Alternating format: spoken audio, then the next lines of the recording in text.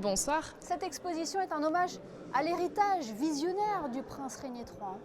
Alors, dans cette exposition, vous allez avoir 7 espaces qui sont dédiés aux différents travaux, aux différentes découvertes archéologiques. D'une part, par toute la vision que le prince avait de l'archéologie, mais aussi autour de l'amitié qu'il a nouée avec différents chercheurs. Le prince Régnier III portait un intérêt profond et passionné pour les recherches scientifiques. Oui, tout à fait. Ça, vous pouvez le découvrir sur les différents espaces de l'exposition.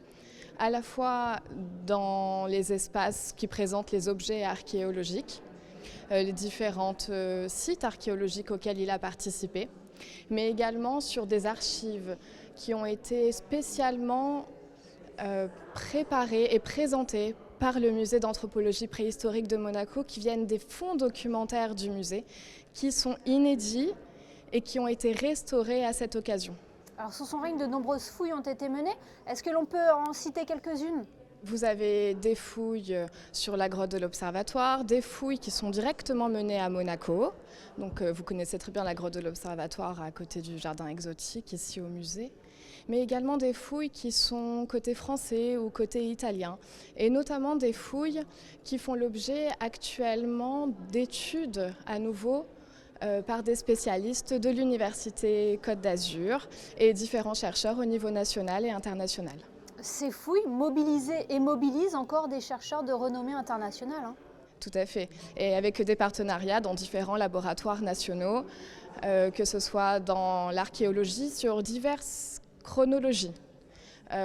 Ça va du paléolithique jusqu'à l'Antiquité. Ça couvre une grande période. De l'extérieur, quel regard les scientifiques, les chercheurs portent sur le travail du musée d'anthropologie préhistorique ?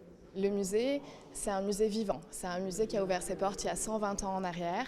C'est un musée qui vit de ses collections. Il y a des dons qui ont été faits. Il y a aussi énormément de recherches archéologiques. Le musée contient des milliers de pièces. Et comme on l'a évoqué tout à l'heure, c'est un musée qui a ouvert ses collections.